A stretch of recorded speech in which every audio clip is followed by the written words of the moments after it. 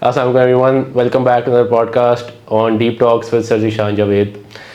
We're here to talk about financial issues as a nation, especially in youngsters. We have Sir Zishan here with us. So, sir, let's start off with financial literacy. So, my first question would be developing financial literacy as a child, starting from a young age. So, what do you think parents should do, to develop financial literacy from a young age? Thank you Zain for the question. बात यह है कि financial literacy को थोड़ा सा मैं वो कर देता हूँ। हमें नंबर वन फाइनेंशियल लिटरेसी से पहले ही समझना पड़ेगा कि पैसा क्या है। पैसा मैं पिछली पॉडकास्ट में बता चुका हूँ कि it is an exchange, it is something you get in exchange of a valuable service और प्रोडक्ट। तो पहली चीज़ जो बच्चों को फाइनेंशियल लिटरेसी से भी पहले समझानी की ज़रूरी है वो ये है कि वैल्यू क्रिएट करना कितना इंपॉर्टेंट है। यानी आप अगर जितने वैल्यूबल होते हैं मार्केट में, ये पहली पॉडकास्ट में भी बात हुई है, जितने वैल्यू आप क्रिएट कर सकते हैं मार्केट आपको उसी चीज़ के उतने पैसे देती है।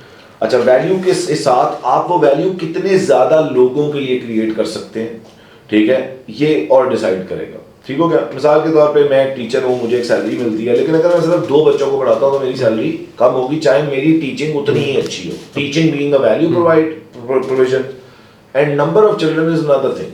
तो अगर मैं ज्यादा बच्चों को पढ़ा सकता हूँ एट वन टाइम तो मेरी वो सेम वैल्यू जो है वो मुझे ज्यादा जो है वो पैसा मल्टीप्लाई करके दे सकती है। इसी तरह एक कंपनी, आप उसके लिए वैल्यू प्रोवाइड करते हो, लेकिन उसके कस्टमर्स 4 के लिए आप वो वैल्यू प्रोवाइड करते हो, 400 कस्टमर्स के लिए वैल्यू प्रोवाइड करते हो, या आप उनके 40,000 कस्टमर्स के लिए वैल्यू प्रोवाइड करते हो, ये डिफाइन करेगा कि आप कितना पैसा कमा रहे हो। आप कोई प्रोडक्ट बेचते हो, मिसाल के तौर पे मैंने बर्गर बेचना शुरू किया तो मैं दिन में 10 बर्गर बेच पाता हूँ, यानी वैल्यू बीइंग द फूड, उसका टेस्ट, उसकी सारा कुछ, बर्गर मेरा वैल्यूबल प्रोडक्ट है। लेकिन मैं कितने ज्यादा कस्टमर्स को दिन में उसको बेच सकता हूँ ये डिफाइन करेगा कि मैं value plus the number of people I can sell it to or provide it for will decide how much money I will earn. तो पहली चीज तो बच्चों को हमें ये समझानी चाहिए कि बेटे आपने वैल्यू क्रिएट करनी है। वो वैल्यू क्रिएट करने का मतलब है कि आप जो भी प्रोडक्ट या जो भी सर्विस या जो भी किसी चीज इंसान को, किसी की जिंदगी आसान करें, किसी का प्रॉब्लम सॉल्व करें, वो आपने एक तो करना है, उसमें आपने एक्सेलेंट बनना है। नंबर 2, नंबर 3, आप कितने ज्यादा लोगों को वो प्रोवाइड कर सकते हैं, इसका एक तरीकेकार आपने ढूंढना है। ऑडियंस सेट कर लेंगे। यस, देखो दुनिया की जितनी भी सब बड़ी कंपनीज हैं उनके कस्टमर्स बहुत ज्यादा हैं, ठीक है। जितनी भी बड़ी कंपनी आप उठा लें उसके नंबर ऑफ कस्टमर्स जितने ज्यादा हैं, ठीक है, उतना ही ज्यादा वो कंपनी जो है वो बेहतर है। मिसाल के तौर पे लाहौर के अंदर एक ग्रोसरी स्टोर है अल फतह, ग्रोसरी प्रोवाइड करते हैं, अच्छी ग्रोसरी प्रोवाइड करते हैं, ये हो गया आपका वैल्यूएबल प्रोडक्ट। अब वो उनके नंबर ऑफ कस्टमर्स बहुत ज्यादा है तो उनकी नंबर ऑफ ब्रांचेस बहुत ज्यादा है, तो वो जितने ज्यादा लोगों को वो सेम सर्विस सेम प्रोडक्ट बेच रहे हैं उतना ज्यादा वो पैसा अर्न कर सकते हैं। तो नंबर 1 दोबारा रिपीट कर रहा हूँ, फाइंडिंग अ वैल्यूएबल सर्विस और प्रोडक्ट, नंबर 2 बीइंग एक्सीलेंट और exceptional at it, and number 3 you should be able to provide it to large amounts of people और customers। अब जब ये हो गया और पैसा आपके पास आ जाए तो अब उसको यूज कैसे करना है। एक तो सिंपल फाइनेंशियल लिटरेसी का रूल है, और वैसे फाइनेंशियल लिटरेसी समझने की एक किताब है जो सारों को बता देता हूँ, जो आपको 7 रूल्स ऑफ फाइनेंस बता देंगे। That is the richest man of Babylon. एक बहुत पतली सी किताब है और बहुत अच्छी किताब है जो आपको बेसिक फाइनेंशियल रूल्स जो है वो बता देगी। लेकिन उसके अंदर देखो नंबर 1 ये है कि पैसा कमाना आना चाहिए, ये तो हो गया, जिसका मैंने तरीका बता दिया कि पैसा बनता कैसे है। नंबर 2 उस पैसे को संभालना आना चाहिए। ये बिल्कुल इसी तरह है कि मैंने क्रॉप ग्रो किया, मैं किसान हूं, मैंने क्रॉप ग्रो किया, जब उसको मैंने हार्वेस्ट कर लिया, जब उसको मैंने काट लिया, तो अगर मैं उसकी हिफाजत नहीं कर सकता तो फिर वो क्रॉप बेचना तो दूर की बात है, वो जाया हो जाएगा, मेहनत भी जाया होगी। तो इसी तरह पैसा जब आपने कमाया तो आपको ये सीखना चाहिए कि उसको संभालना कैसे है। संभालने का तरीका, मिसाल के तौर पे अगर कोई इंसान पैसा कमाता है तो नंबर 1 आप, हमारे यहाँ नॉर्मली होता है कि जब हमारी इनकम ऊपर जाती है हम अपने एक्सपेंस को ऊपर ले जाते हैं। तो मेरे हिसाब से आपको पहले अपनी एसेट्स बनाने चाहिए, ठीक है, यानी अपनी इनकम से पहले आप क्या चीज बनाए, एसेट्स। हमें एसेट और लायबिलिटी का भी बेसिक फर्क नहीं पता, तो उसको मैं डिफाइन कर देता हूँ कि एसेट कोई वो चीज होती है जो विच puts money in your pocket, ठीक हो गया। यानी मेरा घर है जिसमें मैं रहता हूँ, ये लायबिलिटी है क्योंकि it takes money away from my pocket. और एक ऐसा घर है जो मैंने किराए पे दिया हुआ है तो वो rent is putting money in my pocket. The house you're using is a liability the house you living on rent is an asset. तो सबसे पहले जब आपकी इनकम आए तो आपको उसमें से एक पोर्शन को 20, 30, 40% जितना आप कर सकते हैं उसको आपको एसेट्स में इन्वेस्ट करना चाहिए for a longer period of time, ताकि उन एसेट्स से आने वाला प्रॉफिट कल को is putting money in your pocket and that is making you more financially stable and strong। ठीक हो गया। नंबर 2, आपको अपने अंदर इन्वेस्ट करना चाहिए। One of the uses of money जो नहीं बताया जाता वो ये है कि यार if I want to become better, तो अपने ऊपर इन्वेस्टमेंट जो है वो किताबें खरीदना, किताबें पढ़ना भी है, अपने अंदर इन्वेस्टमेंट कोर्सेज खरीदना, कोर्सेज पढ़ना भी है, अपनी सेल्फ स्किल्स हैं, एजुकेशन है, उसके अंदर इन्वेस्ट करना एक पोर्शन आपका होना चाहिए। नंबर 3, आप बिल्कुल अपनी नीड्स एंड वांट्स के ऊपर भी तो लगा लिया आपने, 50% of the income should go into your needs and your wants. Now wants में ट्रैवलिंग भी आती है, 60% कर लें। यानी आप अगर लाख रुपए कमाते हैं तो मैं ये समझता हूँ कि 10 से 20 हज़ार रुपये महीना आपको ट्रैवल करने पे लगाना चाहिए, क्योंकि वो भी आपका माइंडसेट ओपन करता है। और 40,000 रुपए में आपको अपनी नीड्स पूरी करनी चाहिए, 20% आपको सेव, यानी एक अच्छा इसके अंदर एक और रूल है कि आपके पास एक इमरजेंसी बैकअप होना चाहिए। 6 months of your income या 6 months of your expense, मैं कह रहा हूँ, हो सकता है आपके एक्सपेंस से ज्यादा आपकी इनकम है, तो 6 months of your expense आपके पास एज अ बैकअप होना चाहिए कि अगर खुदा ना खास्ता बिजनेस में कुछ खराब हो जाता है, आपकी जॉब चली जाती है, तो आपके पास वो बैकअप जो है वो बहुत जरूरी है। मैं बहुत सारे लोगों को देखता हूँ वो अच्छे वाले पैसे कमा रहे होते हैं लेकिन उन्होंने अपने एक्सपेंसेस लायबिलिटीज में लगाए होते हैं। यानी आप एक ऐसी शर्ट खरीद रहे हो जिसकी आपकी जरूरत है, आप एक महंगा फोन खरीद रहे हो, तनख्वाह आपकी 2 लाख है, फोन आपने 6 लाख का रखा है, ठीक है, या आपकी तनख्वाह 2 लाख है लेकिन आपको करोला चलानी है, तो ये वो चीजें हैं जो आप अफोर्ड नहीं कर रहे, आपने लायबिलिटी पाल ली है। किस्तों के ऊपर जब आप गाड़ी भी लेते हो तो बेसिकली आप लायबिलिटी पाल रहे होते हो, ठीक हो गया। या आप गाड़ी तब लो जब आपका कोई एसेट उस गाड़ी की लायबिलिटी पे करे rather than आपकी इनकम। देखो जो अमीर लोग होते हैं ना, उनका तरीकेकार पैसे को यूज करने का ही होता है, उनकी इनकम आती है, उनकी इनकम पहले कहाँ जाती है, इन्वेस्टमेंट्स में और सेविंग्स में, फिर जो बची कुछ इनकम होती है उसके अंदर वो अपना नीड्स और वांट्स को पूरा करते हैं। मिडिल क्लास और क्या करती है कि वो सबसे पहले अपनी नीड्स और वांट्स पूरी करती है और फिर वो समझती है कि जो बच गए हैं पैसे उसको हम ना सेव कर लेते हैं या इन्वेस्ट कर लेते हैं। अब मिडिल क्लास के साथ बहुत ज्यादा ही होता है कि उन्हीं के साथ धोखे भी ज्यादा होते हैं, उन्हीं को लोग लूट के भी ले जाते हैं, उन्हीं के प्लॉट भी डूब जाते हैं। तो उसके अंदर वो क्या करते हैं कि वो जो एसेट बाय भी कर रहे हैं या जहां वो इन्वेस्ट भी कर रहे हैं वो उसकी ड्यू डिलिजेंस नहीं करते। पाकिस्तान के अंदर कितनी रियल एस्टेट हाउसिंग सोसाइटीज हैं जहाँ पे मिडिल क्लास ने 5 मरले का, 7 मरले का, 3 मरले का, 10 मरले का प्लॉट लिया, वो उनकी सेविंग्स ही थी, वो इन्वेस्ट ही कर रहे थे, लेकिन उन्होंने अपनी ड्यू डिलिजेंस नहीं की, उन्होंने एक स्कैम किस्म की रियल एस्टेट कंपनी के अंदर इन्वेस्ट कर दिया और उनकी लाइफ सेविंग्स भी बाज दफा प्रॉपर रिसर्च नहीं की और उन्होंने बस फायदा देखा कि अच्छा हमें सस्ता प्लॉट मिल रहा है, हम ये ले लेते हैं। मतलब फायदा तो देखो हर कोई देखता है ना, कोई बंदा भी नुकसान के लिए तो इन्वेस्ट नहीं करता, लेकिन उन्होंने ड्यू डिलिजेंस में इसको कहूंगा कि उस कंपनी की हिस्ट्री क्या है, उनकी डिलीवरी क्या है, उनका पास्ट रिकॉर्ड क्या है, अभी उनका करंट सिनेरियो क्या है, भैया एलडीए से अप्रूवल है नहीं है, इस किस्म के काम उन्होंने नहीं किए। दूसरा काम जो यहाँ पे होता है वो ये होता है कि किसी के हाथ में पैसे पकड़ा देना, यार तुम मेरी जगह कारोबार करके मुझे पैसे दे दो। आई थिंक पाकिस्तान जैसी कंट्री में बहुत होता है, ये भी एक बहुत बड़ी गलती है, because no one will earn ever for you, ठीक है।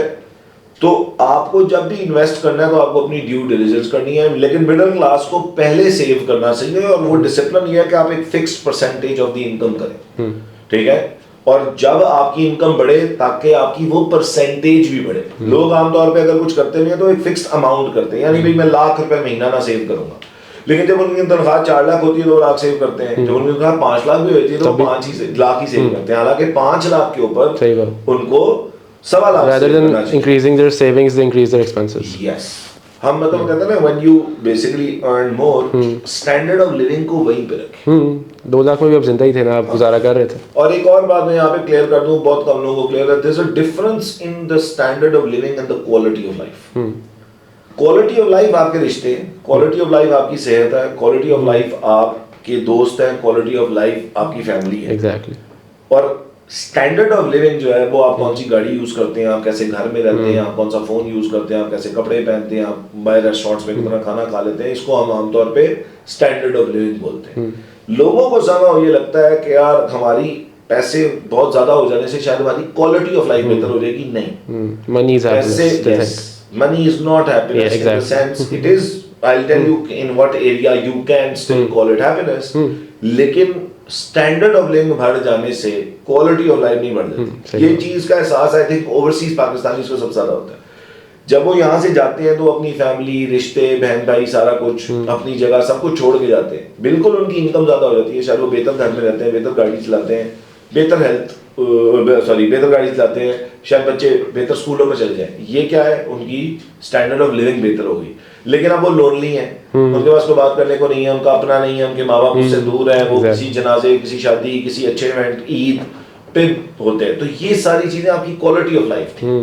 तो एक बैलेंस देखना भी बहुत जरूरी है कि यार हम जो पैसे कमाने के अंदर हैं, वो पैसे कमाने से हमारी क्वालिटी ऑफ लाइफ बाज़ दफा अफेक्ट होना शुरू हो जाती है। एग्जैक्टली। यानी अल्लाह ने हमें क्वालिटी ऑफ लाइफ बहुत अच्छी दी होती है, हमारा स्टैंडर्ड ऑफ लिविंग थोड़ा लो होता है। अच्छा यार मैं यहाँ पे मेहरान चला रहा हूँ, ऑल्टो चला रहा हूँ, मैं कोई करोला नहीं चला रहा, लेकिन अगर मैं करोला हासिल करने के परसूट में मेरे पास ना बच्चों के लिए टाइम है, ना बीवी के लिए टाइम है, ना माँ बाप के लिए टाइम है, तो फिर मैंने अब स्टैंडर्ड ऑफ लिविंग बढ़ाने के चक्कर में अपनी क्वालिटी ऑफ लाइफ को क्या वो आपको साथ साथ मेंटली भी अफेक्ट करने लग जाता है। बिल्कुल, वो मेंटली तो किसी हद तक करता ही करता है, वो आपको फिजिकली भी अफेक्ट बिला वजह की टेंशन।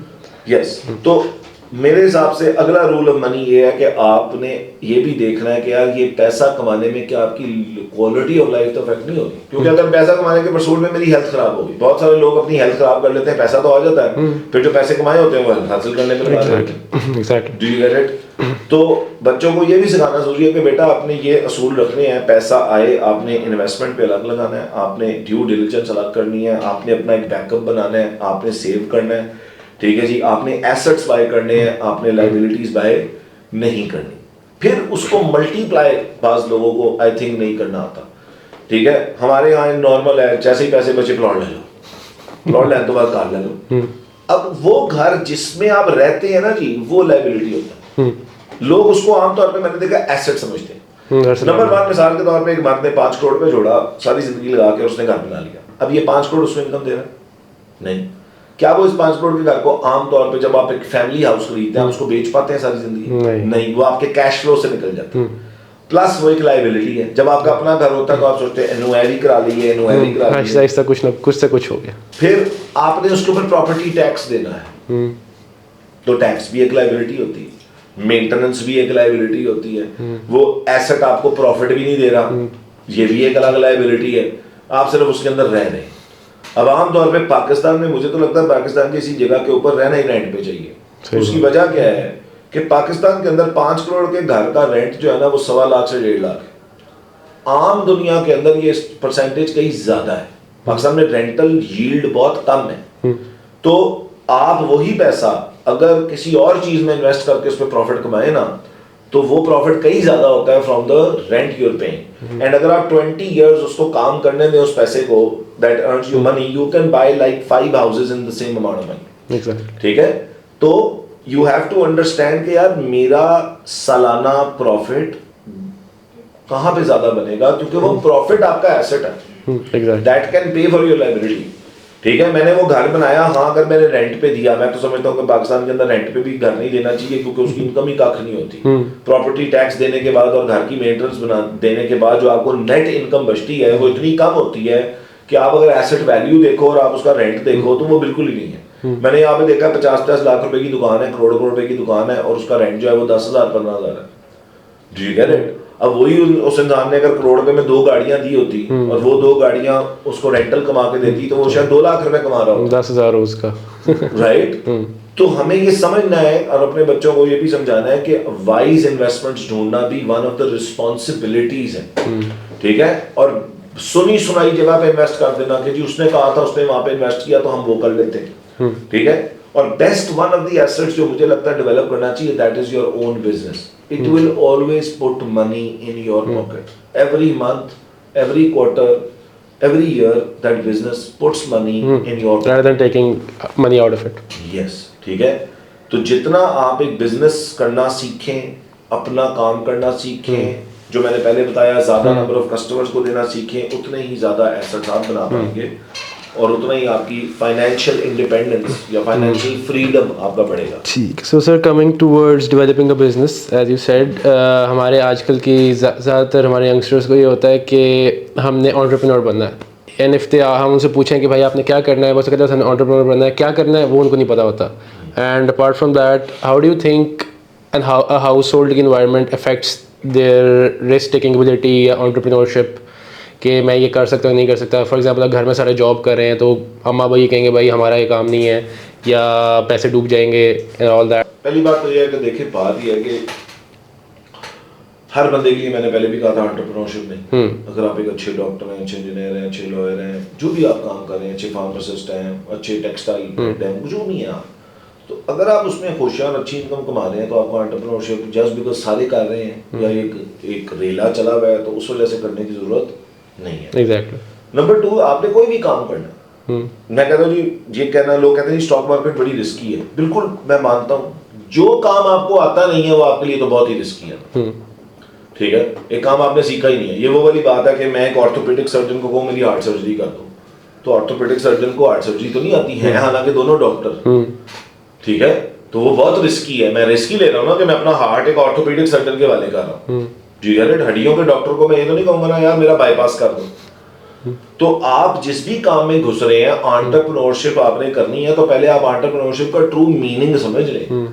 ठीक है, मैंने बहुत सारे लोगों को देखा जी हमने एंटरप्रेन्योर बना। Being an entrepreneur is a 24-hour job. Every problem is your problem. When you do a job, every problem is not your problem, only the work you have to do is your problem.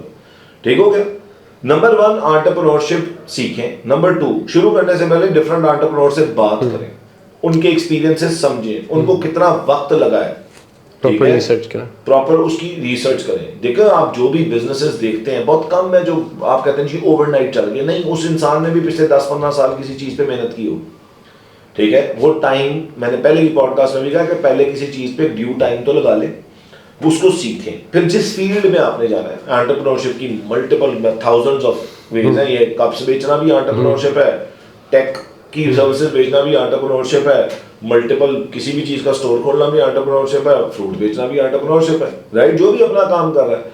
अब मैं fruit के business में घुसना चाहता हूँ, मैं मुझे कोई आगे बताता यार फ्रूट में ना बड़ा प्रॉफिट है, अब मैं कहता हूँ जी फ्रूट मैं भी बेचूंगा। ओ भाई, पहले फ्रूट कहाँ से उगता है, कहाँ पे आता है, सीजन्स में क्या होता है, उनकी लाइफ, शेल्फ लाइफ कितनी होती है, कौन सी चीज ज्यादा गलती है, ट्रांसपोर्टेशन इश्यूज क्या होते हैं, पहले उसको तो समझ, बस देख ले कोई और करा तो हम भी करेंगे। यस। तो जिस भी फील्ड में आपने आना, जैसे एक दौर चला था, मुझे याद है आज से 10 साल पहले, लाइफ स्टॉक में आ जाओ। ओ भाई, बकरियां कैसे पलती हैं, उनकी नेचर क्या क्या होती है, उनको पालते कैसे हैं, उनकी जरूरियात, बीमारियां क्या हैं, डॉक्टर कहाँ से मिलेंगे, ये सारे चैलेंजेस पहले समझें, फिर उस चीज में कूदें। और नंबर 2, पूरे पैसे डाल के कूदना जरूरी नहीं होता, एक चीज होती है मिनिमम वाइबल प्रोडक्ट, MYP।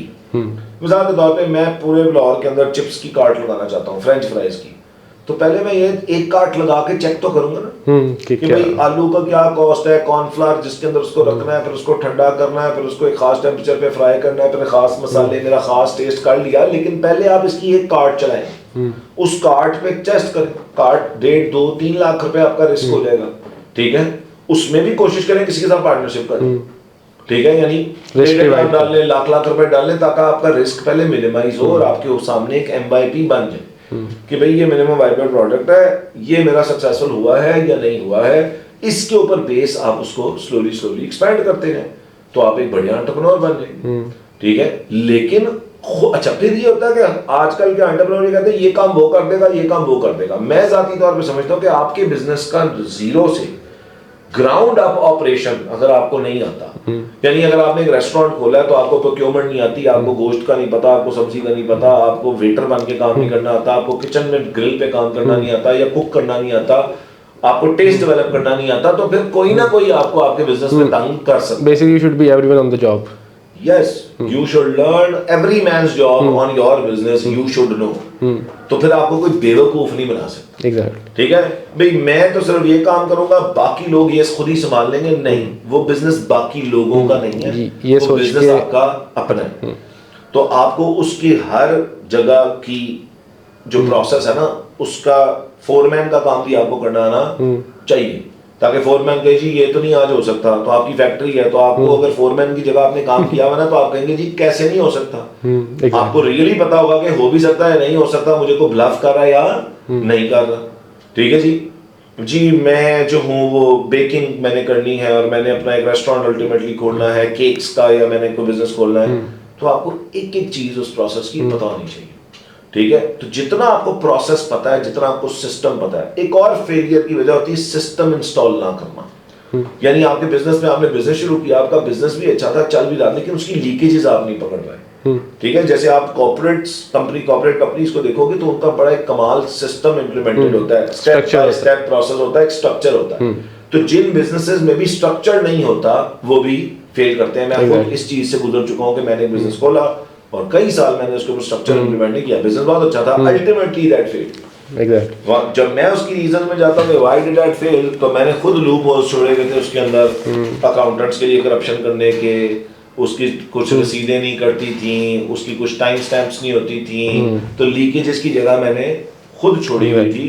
तो एंटरप्रेन्योरशिप में ये सिस्टम्स समझना, अपने बिजनेस के हिसाब से उनको इम्प्लीमेंट करना बहुत जरूरी होता है। क्योंकि एज एन एंटरप्रेन्योर ये नहीं हो सकता कि आप सारी जिंदगी खुद भी काम करें। एग्जैक्टली। एक बिजनेस एक्चुअली वो होता है कि आप मर भी जाए तो वो अपने ओन पे ऑपरेट कर सकते हैं। एक बिजनेस और दुकान में ही फर्क होता है, बिजनेस आपके बगैर चल जाता है, दुकान आपके बगैर नहीं चलती, जब आप बैठे हैं तभी चल रही है। यस, या मतलब कारोबार और ट्रू बिजनेस में मतलब वो यही है। मुझे लगता है जिस बिजनेस में आपकी ही 24 घंटे जरूरत है, एग्जैक्टली, तो आप एक और जॉब ही कर रहे हैं। Exactly, actually you are on a job. हाँ, अगर आप उस आपके बगैर वो ऑपरेट नहीं कर सकता तो फिर you are on a job basically. ठीक है, true business is when you are not there at all for years and years, and if that can operate without you, then that is a true business and that's a true entrepreneur, I think. But that takes a lot of time to understand, learn, apply, make mistakes, learn from your mistakes, then again make mistakes, learn from your mistakes, and constant guidance of whoever you're taking guidance from. ठीक है, देखो एक established entrepreneur आपको बेहतर guide कर सकता है। हमारे यहाँ ना अक्सर लोग पैसा कमाने का तरीका उससे पूछते हैं जो खुद 2 लाख रुपए कमा रहा होता है। ठीक है, या अगर मिलियनेयर बनने का तरीका उससे पूछ रहे हैं जो खुद मिलियनेयर अभी तक बना नहीं है। सही बात, ये आपस में डिस्कस कर रहे हैं। ये फिर उसी तरह है कि जिसने, मैं नर्स से पूछूं कि हार्ट सर्जरी कैसे करते हैं, जिसने हार्ट सर्जरी की नहीं वो मुझे कैसे बताएगा कि सर्जरी कैसे होती है। जो खुद सर्जरी का प्रोफेसर नहीं है वो मुझे नहीं सिखा सकता कि सर्जरी कैसे हो सकती है। राइट, एक नर्स से तो नहीं पूछूंगा। लेकिन हम फाइनेंशियल डिसीजंस में ना, पुप्पा जी ये कह रहे थे आज, खालू ने ये सुना मैंने आज। हाँ, तो खालू की अपनी फाइनेंशियल स्ट्रेंथ क्या है, खालू ने खुद क्या अचीव कर लिया है। ठीक है, मैं मिसाल के तौर पे आज बैठ के आप ये भी पूछ रहे हैं सर आप कैसे बात कर सकते हैं भाईजान, मैंने 7 से 10 कारोबार खोले, उनमें फेल भी हुआ, कुछ में कमाया भी, फिर मैंने ट्रेडिंग की। तो मैंने एक जर्नी, जो मेरी गलतियां भी हैं शायद, मैं उससे भी आपको बता सकता हूँ। जब तक एक काम मैंने खुद नहीं किया मैं कैसे कह सकता हूँ कि जी ऐसे कर लिया। ठीक है, जिसने जॉब की है, अंकल है बेटा वो बहुत अच्छे ना CFO हैं कंपनी के, आप उनसे बिजनेस का मशवरा करो। अंकल जो CFO है ना, अगर उन्होंने खुद अपना जाती बिजनेस नहीं किया तो वो आपको बिजनेस का मशवरा नहीं कर सकते, फाइनेंसेस के बारे में दे सकते हैं। यस, क्योंकि आप जब बिजनेस करते हो तो वो ग्राउंड आप, मैं वही कह रहा हूँ, एक एक चीज आपका प्रॉब्लम होती है। तो जिसने वो देखा नहीं है वो आपको एक्चुअली गाइड नहीं कर सकता कि क्या क्या कुछ हो सकता है, और उस इंडस्ट्री का जब तक नहीं है। मैं बाद में कहता हूँ मैंने होटल खोलना, ठीक है, तो एक होटल खोलने के लिए मैं किसके पास जाऊंगा? वो जिसकी फ्लावर मिल है?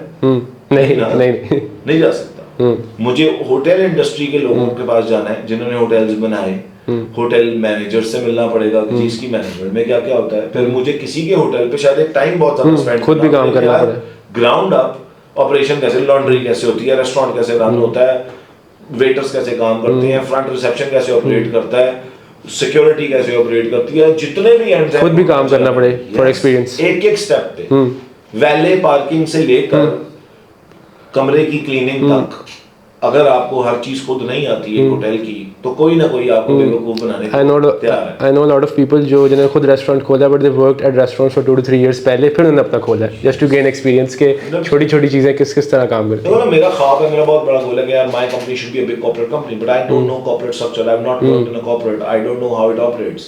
ठीक है, I want to open a bank, okay, have you worked ever in a bank? No, right? So just because something is looking beautiful doesn't make it beautiful. Exactly. Right? Most of अच्छा फिर ये भी है कि लोगों को लगता है मेरे को बड़ा ना अजीब सा आइडिया, नया आइडिया आना चाहिए. Yes, new ideas work, but old ideas work more. Yeah. मुझे ऐसा लगता है. लोगों को होता है एंटरप्रेन्योरशिप का मतलब ये होता है filling the gap in the market, लेकिन it's not exactly that way. Yes. मतलब आप existing एक सर्विस को 10 से 15% बेहतर कर रहे हैं. Exactly, developing something. ठीक है. एक ऑलरेडी गूगल का पहला सर्च इंजन है. नहीं. एग्जैक्टली. राइट. तो आप एग्जिस्टिंग सर्विसेज देखें, उनके अंदर भी आप प्रॉब्लम्स देख सकते हैं कि यार यहाँ पे कस्टमर को क्या मीट नहीं हो रहा. आप अपनी उस सर्विस को 10 से 15% बेहतर कर दें, आप उसका इवन डबल द चार्ज ले सकते हैं. सही बात. ठीक है ना. एक बीफ बर्गर जहाँ आपको 300 का भी मिल सकता है, वही बीफ बर्गर आपको 1800 का भी मिल It's about how you value your product or even yourself. And add value for the customer also. Because अगर आप कस्टमर के लिए वैल्यू एडिशन नहीं कर रहे तो अल्टीमेटली कस्टमर आपसे लूज हो ही जाएगा. Exactly. ठीक है. इंटरनेट कंपनी है, मिसाल के तौर पे वाईफाई हम लगवाते हैं घरों के अंदर, तो there are some very good companies and then there are okay companies. But वो वेरी गुड और ओके कंपनीज के दरमियान शायद सर्विस में फर्क 15-20% का ही है. लेकिन प्राइस में, लेकिन प्राइस डबल होगी. उनकी सर्विस जो बेहतर होगी वो 15-20% होगी. मेरा जाती एक्सपीरियंस इस चीज में है अपने कपड़े लॉन्ड्री कराने में. तो एक नॉर्मल लॉन्ड्री पे अगर आप जाओ ना लाहौर के अंदर, तो वो शायद आपसे 200 रुपए लेगा, लेकिन उसी काम के ना आपसे 400 रुपए लेता है एक ऑलराउंडर. लेकिन उसकी क्या आयरनिंग है, उसकी क्या क्लीनिंग है, उसकी क्या ड्राई क्लीनिंग है. Do you get it. तो मेरी बेगम बाज़ में गुस्सा करती है, आप उन्हीं के पास क्यों जाते हैं जब बाकी 200 रुपए में कर देता है, तो आप 400 रुपए की चीज क्यों करवा रहे हैं. तो मैं हमेशा ये कहता हूँ कि यार उनकी सर्विस वहाँ वाकई सिर्फ 20% बेहतर है, बट वो 20% वैल्यू एडिशन मुझे कहीं और से मिल नहीं रही. एग्जैक्टली. ठीक है. So I have to pay the price they are charging. ठीक है. मोबाइल फोन देख रहे हैं ना, एक जो हम कहते हैं जी जो टॉप मोस्ट मोबाइल फोन होता है, वो शायद मिडिल क्लास फोन से सिर्फ 20% ही बेहतर होता है. उसका कैमरा, उसका प्रोसेसर, उसका फलाना, लेकिन आप वो top most phone almost double the price के ऊपर खरीद रहे हो. क्योंकि आपको वैल्यू मिल रही होती है इसमें से. यानी अगर आप कोई सैमसंग की रेंज उठा लें, तो शायद सैमसंग का लाख रुपए वाला फोन और सैमसंग का 3 लाख वाले फोन में शायद 20 से 25% का फर्क होगा. एग्जैक्टली. कैमरे का, प्रोसेसर का, जो कुछ भी है दिखते एक जैसे. लेकिन हमें वो 3 लाख वाला फोन चाहिए. ठीक है. गाड़ियां आप देख लें, तो अगर उनके अंदर आप मैं एक स्विफ्ट और एक करोला की बात करूं, या एक कल्टस और एक करोला की बात करूं, गाड़ियां दोनों हैं. दोनों ने आपको पॉइंट ए से पॉइंट बी पहुंचाना है. लेकिन वो करोला आपको ऐसा क्या दे रही है जो आपको कल्टस या स्विफ्ट नहीं दे रही, जो आप उसके ऊपर 30, 35, 40 लाख तक एक्स्ट्रा दे रहे हैं, ऑलमोस्ट डबल द प्राइस आप दे रहे हैं. वो शायद 20%, 25, 30%, मे बी 50% बेहतर हो, लेकिन प्राइस उनमें डबल हो जाएगी. सही बात. So we have to understand कि यार हम एग्जिस्टिंग प्रोडक्ट्स को भी बेहतर बना दें, अगर एग्जिस्टिंग सर्विसेज को भी अगर बेहतर बना दें, तो हम उसकी डबल द प्राइस चार्ज कर सकते हैं. चलो आप एडिटिंग के काम में हो, एक अच्छा एडिटर और एक बहुत अच्छे एडिटर में कितना फर्क होता है? काफी. एक आपसे 5000 लेगा, एक आपसे 50,000 लेगा, लेकिन उनके काम की क्वालिटी में कितना कोई फर्क डालते हैं. कैमरा तो वही, मिसाल के तौर पे वीडियोस उन्होंने वही एडिट करनी है, वीडियो क्वालिटी तो वही मिल रही है उनको. ठीक है. मैं पॉडकास्ट रिकॉर्ड करता हूँ और मैं एक एडिटर ए को देता हूँ, तो एक एडिटर बी को देता हूँ. एडिटर ए कहता है जी मैं आपसे 25,000 लूंगा, एडिटर बी कहता है मैं आपसे 50,000 लूंगा. ये जो 25 ले रहा है, ये 50 ले रहा है, इन दोनों के कंपैरिजन सिर्फ हम कर रहे हैं, तो 50,000 वाले का काम आई थिंक सिर्फ 25% बेहतर होगा फ्रॉम 25,000 वाला. Is that true? ठीक है. In terms of a podcast. In terms of a podcast. ठीक है. पॉडकास्ट में क्या है, नॉर्मल केस बता रहा हूँ, मैं नहीं कह रहा हर दफा 25% होगा, 50% भी हो सकता है, लेकिन प्राइस हमेशा डबल, ट्रिपल, व्हाट नॉट हो जाएगी. It's about how you value yourself and how you add value to the product. Yes. ठीक है. So existing, मतलब बहुत सारे एंटरप्रेन्योर्स को मैं कहूंगा कि आप existing चीजें जो मार्केट में मिल रही हैं, बहुत सारे लोग बेचें, आप सिर्फ उनके प्रॉब्लम्स देखेंगे. आप उनका SWOT एनालिसिस कर लें. ठीक है जी. आप देखें कि आपका कंपेटिटर के थ्रेट्स क्या हैं, या उनकी सर्विसेज क्या हैं, या उनकी अच्छी बातें क्या हैं, उनमें से क्या है, पूरा एक एनालिसिस कर लें. उसके बाद आप देखें यार मैं सर्विस को बेहतर और सस्ता कैसे दे सकता हूँ. तो जब आप एक चीज को बेहतर और सस्ता दे देंगे, तो कस्टमर ऑटोमेटिकली आपके पास एग्जैक्टली आएगा. लेकिन उसको करने में आप कस्टमर अपना दोनों तरफ से फायदा देखेगा, फाइनेंशियली और वैल्यू उसको जहाँ से ज़्यादा मिलती है. बिल्कुल. ठीक है. कस्टमर आज की तो एक नई, मेरा दोस्त भी कहते हैं, उन्होंने जो रेस्टोरेंट भी बनाया, he thinks also and I totally agree to him कि भाई आज अगर आप एलीट क्लास की सर्विस मिडिल क्लास को दे दें, तो वो बिजनेस चल गया. मिसाल के तौर पे एक आइसक्रीम पार्लर खुला है लाहौर में, मैं नाम नहीं लेता, लेकिन उन्होंने क्या किया है, उन्होंने महंगी आइसक्रीम को, जो पहले हमें महंगे आइसक्रीम पार्लर पे मिलती थी, उसको मिडिल क्लास के लिए अवेलेबल कर दिया एट अ लोअर प्राइस, और उसकी अब ब्रांचिंग ठीक है, समझिए। Do you understand that? तो अगर, क्योंकि मिडिल क्लास को एलीट में जाने का बहुत शौक है, ठीक है, उनको वो प्रीमियम क्वालिटी प्रोडक्ट चाहिए, एलीट में खुश हैं, उनको प्रीमियम क्वालिटी प्रोडक्ट। चाइना की गाड़ी भी इसीलिए बिक रही है ना, क्योंकि जर्मन गाड़ी की जो प्राइस है, जो एलीट खरीदती थी, वो चाइना ने वो सारी सर्विसेज, वो साइज ऑफ द कार, वो ब्यूटी किसमें डाल दी है, चाइना की गाड़ी में डाल दी है, तो चाइना की गाड़ी बिकी जा रही, ठीक है। तो आजकल की मुझे लगता है नई रेंज जो है ना, वो ये है कि जो एलीट प्रोडक्ट्स एंड सर्विसेज हैं, वो अगर आप सस्ता करके किसी तरह मिडिल क्लास को प्रोवाइड करते हैं, तो आपका वो बिजनेस जो है ना, वो चल नहीं चल। मिसाल के तौर पे मेरे दोस्त ने स्टेक्स को सस्ता किया, एक स्टेक 2000 के मिलता है, 6000 के मिलता है, राइट। तो 6000 का जो स्टेक खाना था, मिडिल क्लास तो नहीं खा सकती 6000 का स्टेक, तो उसने उसी स्टेक को शुरू 1500 में बेचना शुरू किया। अब शायद 2000 का बेचता होगा, लेकिन अभी भी एक मैसिव डिफरेंस है। लेकिन उसके रेस्टोरेंट के ऊपर जगह नहीं मिलती आपको जगह मिलना मुश्किल है। क्यों? क्योंकि एक एलीट प्रोडक्ट उसने मिडिल क्लास को प्रोवाइड कर दी। ठीक हो गया? उसका मतलब और डिस्कशन हो इस पे। तो अब इंडिया के अंदर एक ब्रांड आया है, मुझे उसका नाम भूल गया, जूतों का। वो एडिडास और या रीबॉक के लेवल का जूता मिडिल क्लास को सस्ता बना के दे रहे हैं। डिजाइन भी तकरीबन वैसे, खूबसूरत जूता है, कंफर्टेबल है, ड्यूरेबल है, वही सारी चीजें जो एक आपको प्रीमियम ब्रांड देता है, उन्होंने सस्ते ब्रांड में डाली। जैसे उबर और इनड्राइव है। उबर पहले बहुत महंगा, इनड्राइव आया देर लाइक के आप अपनी प्राइस खुद सेट करें, वो आप अपेरेंटली वैसे ही सस्ता है, तो पीपल वो लोग उबर बंद हो गया, लोग इनड्राइव पे आएंगे। तो हमेशा एग्जिस्टिंग प्रोडक्ट में भी गैप होता है, उसमें इंप्रूवमेंट की जगह होती है। अगर आप वो बेहतर कर लेंगे, ठीक है, और लोगों का उससे कोई मसला हल होता है और उनको सस्ते में वो चीज मिल रही है, तो why would someone choose someone else? सही बात, ठीक है। तो I think this is also part of the process of becoming an entrepreneur. But again, कोई भी, मैं अगेन कहता हूं, there is room for improvement, there is room for mistakes. कोई एंटरप्रेन्योर भी कभी भी परफेक्ट नहीं होता। हर आइडिया हर एंटरप्रेन्योर का कभी भी नहीं चला। कई बिजनेसेस उन्होंने खोले हैं, बंद किए हैं। वो सक्सेस की डेफिनेशन है, मैं हमेशा रिपीट करता हूं और मुझे बड़ी पसंद है। Success is going from failure to failure without loss of enthusiasm. ठीक है ना? This is actually true success, कि you go from a failure to another failure to another failure, but you never let the failure define you. You always take it as a mistake from which you can learn, become better, taking and the then risk. apply all those learnings to the next step you take, and you will ultimately reach where you want to reach. अच्छा, अब जो बात है कि जी घर का environment entrepreneurship को कैसे इफेक्ट करता है, तो देखो एंटरप्रेन्योरशिप रिस्क टेकिंग एबिलिटी बहुत मैटर करती है इसके अंदर। तो अगर आपका घर का एनवायरनमेंट फियरफुल है, तो ये अगर एक बच्चा उसमें रिस्क टेकर है भी और वो गलतियों से सीखना भी चाहता है, अगर आप बच्चे को गलती करने नहीं देंगे तो फिर वो सीखेगा भी नहीं। एग्जैक्टली, वो कहेंगे पागल है ना? तो जिंदगी का जो ग्रेटेस्ट परसूट है, मुझे ऐसा लगता है कि वो यही है कि आप कुछ बहुत बड़ी चीज अटेम्प्ट करें, उसमें अगर फेल भी हुआ ना तो डजंट मैटर, बिकॉज फेलियर ये शो करता है कि आप कुछ करना, कुछ बड़ा, जितना बड़ा फेलियर है वो उतना ही बड़ा अटेम्प्ट शो करता है मुझे। ठीक है, हमारे यहाँ फेलियर को लिया जाता है, वेखिया मैं क्या सी ना गलती करेगा, वेखिया डूब गए ना, वेखिया, ये तो तानों की फिजा, डराने की फिजा। इसके अंदर मुझे लगता है जो लोग बहुत बड़े काम करने के लिए बच्चे पैदा भी होते हैं ना, वो फिर आप उनको एक डब्बे में बंद कर देते हैं। हर बच्चा आप सेम डब्बे के अंदर बंद नहीं कर सकते। 3 बहन भाइयों में, 4 बहन भाइयों में हर कोई एक डिफरेंट इंसान है, उसका एक डिफरेंट पर्पस है, उसको कुछ और करना है। तो मेरी पेरेंट्स से ये रिक्वेस्ट रहती है कि अपने बच्चों को थोड़ा सा फ्रीडम दे टू चूज, गलतियां करने की उनको थोड़ी सी स्पेस दें, without the fear of judgment. ठीक है, विदाउट द फियर ऑफ ताने। क्योंकि हमारा बेस्ट काम है पाकिस्तानियों का ना, कि कुछ और हम करें ना करें, हम ताने तो माशाल्लाह देंगे। हम बैठे होते हैं कि कब हमें वो ताना देने का मौका मिलेगा। हर किसी के काम में नुक्स ढूंढना है। ठीक है, कम से कम अपने बच्चों को अगर आप सपोर्ट करेंगे, अगर आप उनको रिस्क टेकिंग की एबिलिटी, और मैं नहीं कह रहा एक्सट्रीम रिस्क, कैलकुलेटेड रिस्क लें आप।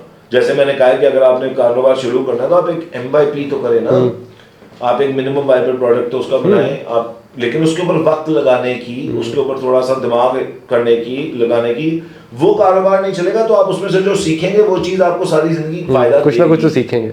लेकिन फियर वाली इन्वायरमेंट, तानों वाली environment, degrading environments, you are good for nothing, तुम तो नहीं कर सकते, जो आपकी सेल्फ वर्थ को अफेक्ट करें, या आपकी सेल्फ एस्टीम को अफेक्ट करते हैं, कॉन्फिडेंस को अफेक्ट करें, वो एनवायरनमेंट्स जो है बहरहाल कभी भी ग्रेट एंटरप्रेन्योर्स जो है वो प्रोड्यूस नहीं कर सकती। मैं अक्सर एंटरप्रेन्योर्स के इंटरव्यूज देखता हूँ, यूट्यूब के ऊपर उनकी पॉडकास्ट भी देखता हूँ, तो उसके अंदर एक फैक्टर हमेशा आता है कि जी our parents allowed us to do something new, या अगर शुरू में वो खिलाफ थे तो फिर उन्होंने उनको सपोर्ट करना शुरू किया एंड विद दैट सपोर्ट वो आगे गए। क्योंकि देखो बच्चे के लिए पहला जो प्लेस ऑफ अप्रूवल या वैलिडेशन है, आई थिंक सारी जिंदगी रहता है। मैं आज 37 साल का हो गया हूँ, तो मेरे वालिद साहब की अप्रूवल आज भी मेरे लिए बड़ी मैटर तो करती है।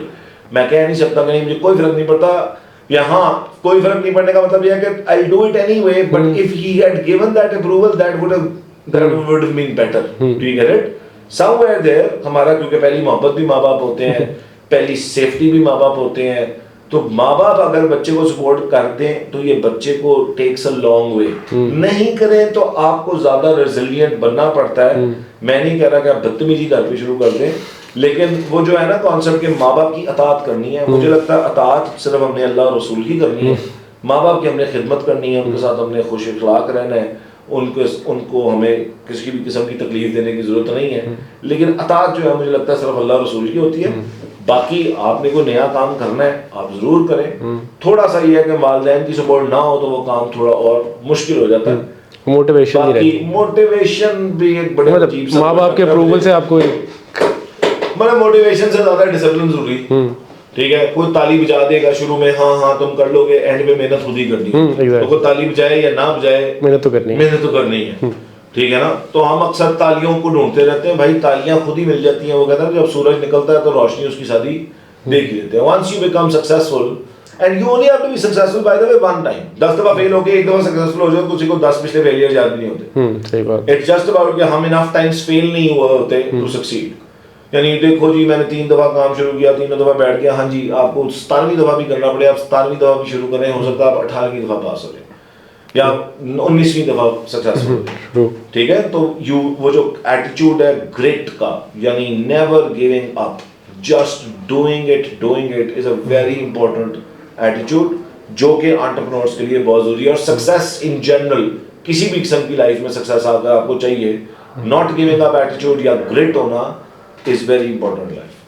As you said कि everyone's not meant to be an entrepreneur, so जब किसी को पता लग जाता है और they don't have that passion to be an entrepreneur, they go towards providing services or even jobs, तो उस जॉब्स या सर्विसेज के अंदर people tend to evaluate themselves कि भाई हमने इतनी सैलरी देनी है या इतना हमने सर्विसेज की कॉस्ट लेना है, तो most of the people end up agreeing on finances या कॉस्ट जो उनकी वैल्यू से या उनकी वर्थ से बहुत कम होती है।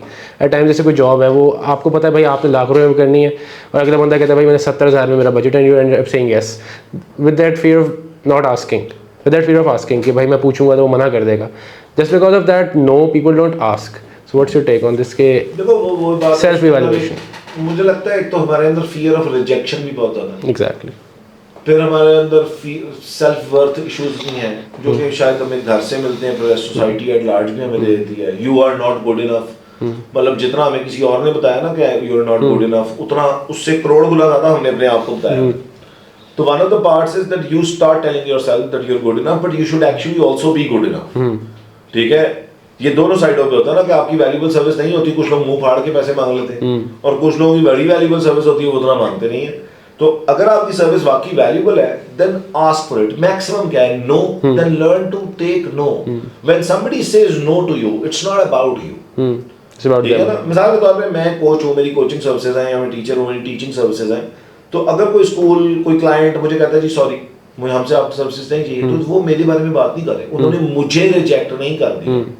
They have their own reasons.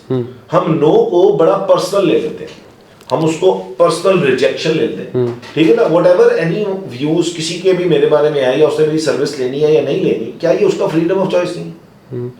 तो हम जब वो उसको, मुझे बात लगता है रेट इतना कम करके बस क्लाइंट आ जाए किसी तरह, हम अपने कंपेटिटर को भी मौका नहीं दे रहे होते कि वो भी फल फूल सके, हम उस इंडस्ट्री को भी नुकसान पहुंचाते हैं, क्योंकि वो कस्टमर क्या करता है, वो तो जीतने में दे रहा है। ठीक है, टीचिंग में भी यही होता है। एक टीचर बहुत ही सस्ते पैसों पे वो काम करना शुरू कर देता है, तो बाकी टीचरों को बाकी स्कूल क्या कहेगा कि वो टीचर तो इतने कम पैसे ले रहा है, तुम लोग तो ज्यादा मांग रहे हैं। We get it. तो मुझे लगता है हमेशा जो आपकी सर्विस है उसकी जो वैल्यू है वो आपको लेनी चाहिए, क्योंकि वन अगर वो आपको ना कर भी देगा तो इट्स नॉट अबाउट यू, उसकी चॉइस है, उसको करना नहीं करना। One of the best services in the world, वो नहीं देगा कोई और दे देगा, can also be rejected. To believe in yourself then others will believe in you too. जब आप एकदम से रेट अपना कम कर देते हैं ना तो अगले को आप ये बता देते हैं कि मुझे अपने पे इतना यकीन है नहीं। सही बात। जितना आपको अपने पे बिलीव होगा उतना आपका वो बिलीव अगले को भी दिखेगा।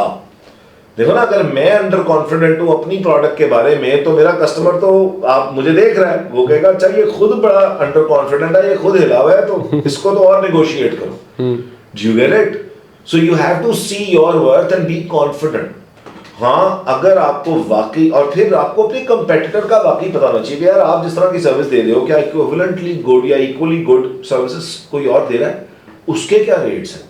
अगर उसके रेट्स भी हैं और आपके रेट्स भी वही हैं, उसी रेंज में है या थोड़े बहुत ऊपर नीचे, तो आप बिल्कुल उस पर एडमेंट रहें। अल्टीमेटली आपको ये देखना है यार सर्विस प्रोवाइडर्स हैं कितने, ठीक है। मैं कोचिंग में हूँ या टीचिंग में हूँ तो भाई मैं मार्केट को भी तो देखूंगा ना।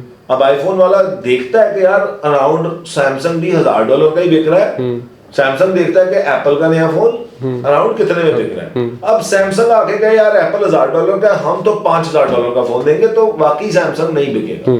तो प्राइसिंग ना एक चीज है जो सीखने वाली चीज भी है, लेकिन वंस आपकी प्राइसिंग ठीक है और आप उसमें अपनी सर्विस को डिसरिस्पेक्ट नहीं कर रहे, तो फिर भाई साहब आप अपने पैसों पे एडमेंट रहे। इंशाल्लाह क्लाइंट आपके पास अभी नहीं आएगा तो 2 महीने बाद, 6 महीने बाद घूम के आपके पास आएगा। ये मैं कई दफा जिंदगी में एक्सपीरियंस कर चुका हूँ। जी आप बहुत महंगे हैं तो जी आप मत ले मेरे से सर्विस।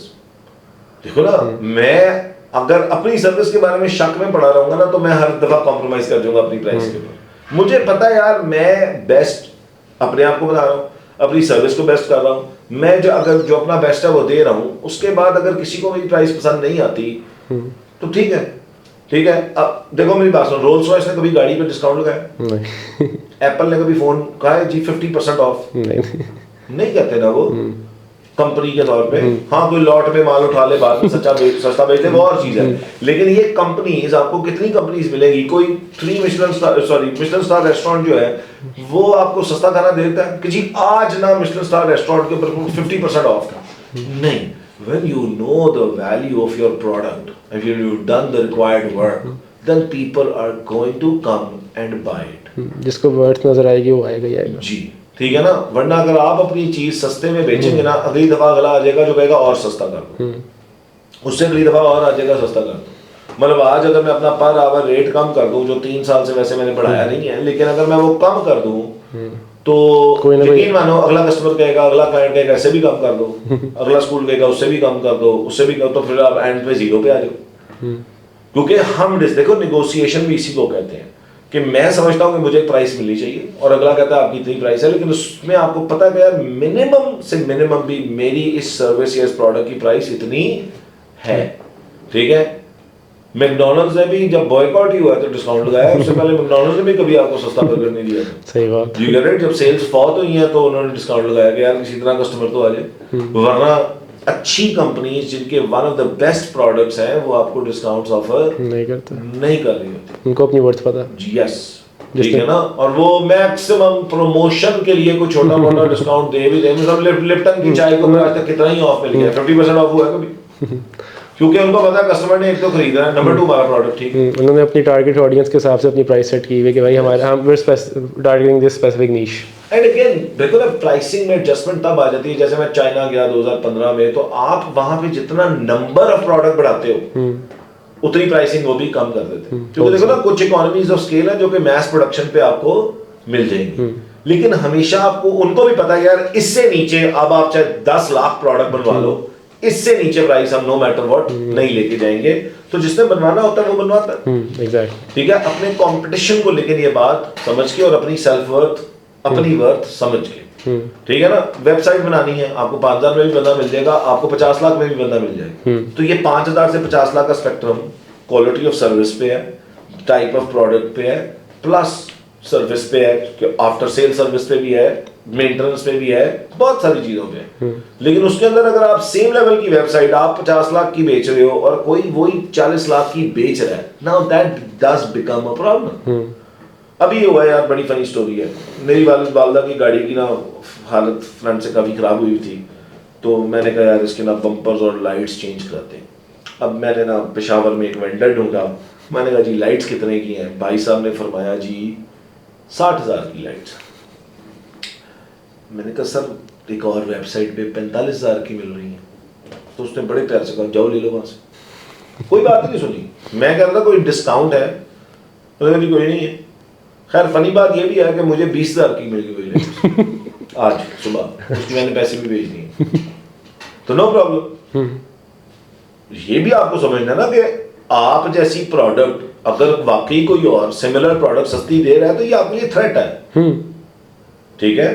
लेकिन हाँ आपको अगर ये पता है कि ये लाइटें पूरे पाकिस्तान में मेरे अलावा किसी के पास नहीं है, तो फिर तो भाई आप उसकी ज्यादा चार्ज कर सकते हैं, ठीक है। Set your own price. हाँ you can not set your own price in the sense hoarding के वाले से बात कर रहा हूँ, जो खाने पीने की चीजें, इसको शरीयत अलाउ नहीं करती। अंडा, चावल, दाल, चीनी, इसको आप होल्ड भी नहीं कर सकते, ठीक है ना।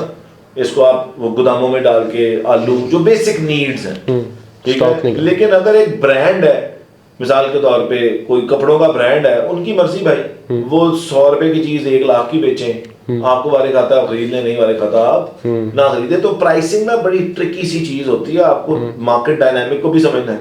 मतलब अगर आज मैं अपना रेट कह दूं जी डबल है, शायद मैं वैल्यू भी जस्टिफाई कर लूं, लेकिन मुझे पता है यार मार्केट की अफोर्डेबिलिटी हर बंदे की इतनी नहीं है। जैसे आपको पता है आपकी ये ऑडियंस है, ये ले लेगी। तो 2 किस्म की बिजनेस में गेम होती है ना, या वॉल्यूम पे खेलते हो, ठीक है, या फिर आप बड़ी एक्सक्लूसिविटी पे खेलते हो, प्राइस की एक्सक्लूसिविटी है, प्रीमियम चीज है, ठीक है ना। डिफरेंट किस्म के बिजनेस है, ठीक है ना, कि जी एक्सक्लूसिवली आपके लिए एक स्पेशल प्रोडक्ट तैयार हुआ है, और एक अगर मनाने की माल है, थोड़ा सा मार्जिन को दो। I think it also depends on how you market your product or even yourself at times. देखो असल में तो आप प्रोडक्ट भी बेचते ना, ये भी सारे सुन लें। As an entrepreneur, you're never selling a product. You're selling an emotion attached to it. Exactly. अब You're selling an emotion. You're selling a feeling. Nike पहन के किसी को कुछ फील होता है, ठीक है ना। सही बात। जब आपको कोई भी चीज मार्केट की जाती है तो वो आपको जिलेट का एड मुझे बड़ा फनी लगता था ना, the best a man can get. जी मेरे टैगलाइन चेक करो ना कि आपके अंदर एक इमोशन के, एक तो मैं मर्द हूं और मैं बेस्ट यूज करता हूं तो मैं इसलिए जिलेट खरीदता हूं, वो आपके अंदर एक इमोशन ट्रिगर करते हैं। अब दुनिया में कहीं भी जाए आपको जिलेट ही मिलेगी। जैसे हम गोल्स भी कभी भी परसू नहीं करते, हम गोल्स के पीछे की फीलिंग परसू करते हैं। इसी तरह हम जो खरीदते भी है ना जाके, that's not most of the times other than the basic requirements of our life, we are not basically buying a product, we are buying a certain feeling behind it. A woman feels a certain way अगर उसने Fendi का bag पकड़ा हुआ है, ठीक है। तो अगर एक लड़की ने कोच का बैग पकड़ा हुआ है और एक लड़की ने फेंडी का और एक ने बर्बरी का और एक ने शनेल का और एक ने बर्किन पकड़ा हुआ है, तो इन सारों के अंदर है तो लेदर ही। एग्जैक्टली, बस वो जो लोगो लगा हुआ है ना इन सारों की with the name of the brand बड़ी फर्क है। Exactly. Do you understand that? So when you hold that bag, you feel a certain way. Do you get it? इसी तरह आप अगर मतलब लेक सिटी की मुझे एड कैंपेन याद आ गई, उन्होंने कहा it's the best address to own in town. समझ आई है? अब that generates an emotion in you, you know? It's about how you can make the person relatable. जो आपका ऐड देख रहा है कस्टमर, किस तरह आप relatability आप उससे रिपोर्ट बिल्ड कर सकते हो ना, या उसको रिलेट करवा सकते हो, या उसको ये दे सकते हो कि अगर तुमने ये रख लिया ना तो बस तुम्हारी जिंदगी जो है ना पता नहीं क्या बन जाएगी। हालांकि एक्चुअली कोई फर्क नहीं पड़ता, but these are all branding और marketing practice. देखो at the end of the day how you present yourself obviously will always matter, ठीक है ना। अब आप अपनी बहुत अच्छी प्रोडक्ट को मतलब वो, और and the place where you are selling it also, Rolex जाके चीचा वतनी के अंदर अपनी दुकान खोल दे तो कौन खरीदेगा ना। एग्जैक्टली जी, वहां पे आपको वहीं पे जाना है जहाँ पे उसका कस्टमर मौजूद है। तो selling your product to the wrong audience is one of the bigger mistakes also, ठीक है ना। मतलब आपको ये पता होना चाहिए कि यार मैंने अपने प्रोडक्ट को कहाँ पे बेचना है, उसकी नीड या उसके बायर्स या उसके कस्टमर्स कहाँ पे है। मैं लाहौर में आके बोट का बिजनेस शुरू कर दूं, कश्तियां खरीद लो, रावी में पानी रह कोई नहीं गया, लोगों के पास पैसे हैं नहीं, मैं बोट्स की बहुत कमाल दुकान खरीद दूं, और इसकी जगह मैं जाके भाई किसी बीच वाली जगह पे या किसी लेक वाली जगह पे जहाँ पे लोगों के घरों के बाहर पानी बह रहा है वहां पे बेचूंगा, तो शायद probability of me selling even at a higher prices more. Yeah. Demand supply का भी चक्कर होता है, बाद में वो फिर एक पूरा इकोनॉमिक सिलेक्शन बन जाएगा। चीज़ बेच हर कोई वही रहा होता है, it's about how you present it, how you नहीं हर कोई वही चीज नहीं मतलब एट टाइम्स जैसे स्कूल्स है, मतलब एक स्कूल है वो वही चीज़ पढ़ा रहा है और दूसरा स्कूल भी वही करिकुलम पढ़ा रहा है, but it's about how they presented कि भाई हम आपके बच्चे को इस तरह नर्चर करेंगे, इस तरह ये करेंगे। आई विल अगेन, देखो इसमें बारीक लाइनें हैं, मैं उसको एक वन सेंटेंस स्टेटमेंट के तौर पे नहीं कह सकता। हर किसी के प्रोडक्ट में कुछ ना कुछ एक्सक्लूसिविटी होती है, exactly. ठीक है, लेकिन हाँ बाय लार्ज आप कह सकते हैं कि sometimes the product have a very small difference but there's a huge difference in the price just because of the way they present Exactly. their product। हाँ ये हम कह सकते हैं, बट स्कूल सारे सेम होते हैं और सारे नहीं। मैं नहीं मान सकता। इस पे हमें थोड़ा सा इसको केयरफुली बोलना है कि ये बात क्या है। ठीक है, लेकिन हाँ मैं ये जरूर मानता हूँ कि मिसाल के तौर पे सेम सिंक आपको लाहौर से महंगा मिलेगा, गुजरात से सस्ता मिलेगा, फर्नीचर यहाँ से महंगा मिलेगा, सस्ता सेम चीज आपको अगर आप फैक्ट्री आउटलेट से खरीदते हो सस्ती मिल जाती है, उसी ब्रांड की किसी और आउटलेट से खरीदते हो महंगी मिलती है, सेल पे ले लो सस्ती मिल जाती है, वैसे ले लो महंगी मिल जाती है। तो अगेन बिल्कुल ये बात है। I think we've covered all the 4 P's of a business. Yeah. So that pretty much brings us to the end of this podcast. Thank you, Sir Zishan, for your time. Thank you for enlightening us with the 4 P's of a business. Thank you. Allah Hafiz.